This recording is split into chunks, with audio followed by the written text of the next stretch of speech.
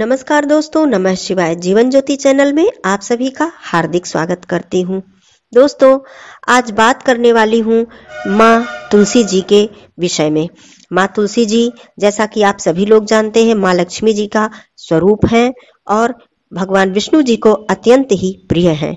उनकी पूजा में, उनके भोग प्रसाद में बिना तुलसी जी के कभी भी उनकी पूजा संपूर्ण नहीं मानी जाती है। परंतु आज मैं बात करने वाली हूँ कि तुलसी जी के विषय में, माँ तुलसी जी के संबंध में कुछ ऐसी बातें जिसको कि आपको ध्यान अवश्य ही रखना है।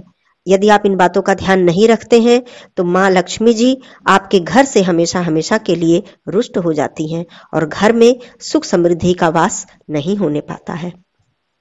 तो दोस्तों, यदि आप चैनल पे नए हैं तो चैनल को जरूर सब्सक्राइब कर लीजिएगा। वीडियो आपको उपयोगी लगे तो लाइक और शेयर भी कीजिएगा। कमेंट बॉक्स में जय माँ तुलसी या नमः शिवाय जरूर लिखिएगा। दोस्तों, माँ तुलसी जी की पूजा नियमित रूप से करने से माँ लक्ष्मी जी प्रसन्न होती हैं और हमारे घर में सुख समृद्धि का वास होता है। घर में हमेशा तुलसी जी की पूजा नित्य प्रति होनी चाहिए। शाम को धूप दीप अवश्य होना चाहिए। परंतु क्या क्या सावधानियां हमें रखनी चाहिए? हम पूजा पाठ तो कर रहे हैं, धूप दीप कर रहे हैं, परंतु इसके साथ साथ यदि इन बातों पर ध्यान नहीं देंगे, सावधानियां नहीं रखेंगे, तो हमारी पूजा का कोई भी लाभ हमें नहीं मिलेगा, बल्कि हमसे माँ लक्ष्मी जी रुष्ट हो जाएंगी। तो आप देखिए कि जहां भी आपने तुलसी जी का पौधा लगाया है, चाहे वो गमले में लगाया है या फिर आपके पास जमीन है, जगह है, वहां पे लगाया है, वहां पे आपको स्वच्छता का विशेष ध्यान देना है। वहां पर कभी भी माँ तुलसी जी के पौधे के आसपास जूते चप्पल नहीं निकाले जाने चाहिए, या वहां पर झाड़ू कभी भी भूल कर नहीं रखना चाहिए, या किसी भी प्रकार की गंदगी वहां पर नहीं होनी चाहिए। दूसरी बात, जो मान लीजिए कि आप शहर में हैं, कहीं आपने तुलसी जी के पौधे का गमला लगा के रखा है, तो वहां पे कभी भी भूल के डस्टबिन नहीं रखना है आपको, वहां पे कूड़ेदान आपको नहीं रखना है। इस बात का आपको विशेष ध्यान देना है। तुलसी जी के पत्तों को किस दिन नहीं तोड़ना चाहिए यह भी आप जान लीजिए कि बृहस्पतिवार के दिन, शुक्रवार के दिन, एकादशी के दिन, सूर्य ग्रहण के दिन और रविवार के दिन, इन सब दिनों में तुलसी जी के पत्तों को नहीं तोड़ा जाता है, क्योंकि बृहस्पतिवार भगवान विष्णु जी का दिन होता है और इस दिन विशेष रूप से भगवान विष्णु जी की पूजा होती है। तो इसलिए तुलसी जी के पत्तों का भोग लगाया जाता है विष्णु भगवान जी को, परंतु वो एक दिन पहले ही तोड़कर रख लिया जाता है। तो बृहस्पतिवार के दिन तुलसी जी की भी पूजा की जाती है, इसलिए तुलसी जी के पौधों को नुकसान नहीं पहुंचाना है, पत्तों को नहीं तोड़ना है। शुक्रवार के दिन तो मुख्य रूप से तुलसी जी की पूजा सुबह के समय और शाम के समय घी का दीपक उनके समक्ष जलाया जाना चाहिए। तो शुक्रवार के दिन जहां तक हो सके तुलसी जी के पत्तों को बिल्कुल न तोड़ें।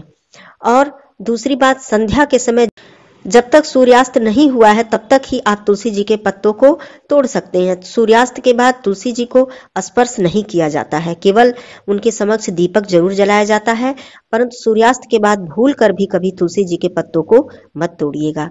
एक बात और भी ध्यान देने वाली है कि सुहागिन स्त्रियों को जहां तक हो सके, यदि आपके घर में और परिवार के सदस्य हैं तो सुहागिन स्त्रियां कभी भी तुलसी जी के पत्तों को न तोड़ें। यदि बहुत ही विवशता है तो जैसा कि मैंने बताया है कि इन दिनों को छोड़कर और दिनों में आप तुलसी जी के पत्तों को तोड़ सकते हैं। अब तुलसी जी के पत्तों को तोड़ना कैसे है, इसका भी नियम है, इसकी भी विधि है। कभी भी ऐसे ही आप गए और तुलसी जी के पत्तों को, जैसे और किसी पेड़ से आप पत्ते या फल या फूल तोड़ते हैं, तो उस तरह से आपको तुलसी जी के पत्तों को नहीं तोड़ना है। पहले तुलसी जी के पत्ते तोड़ने से पहले आप माँ तुलसी जी से आज्ञा लें, या आप मंत्र बोल सकें तो आप मंत्र बोलें।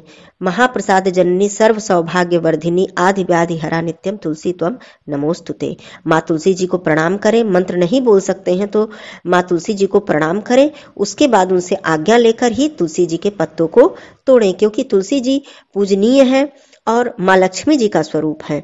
तो इसलिए ऐसा कोई भी कार्य न करें कि पूजा पाठ करने के बाद भी हमें उसका लाभ न मिल सके और माँ लक्ष्मी जी हमसे रुष्ट हों। तो इन सब बातों का आप ध्यान जरूर रखें।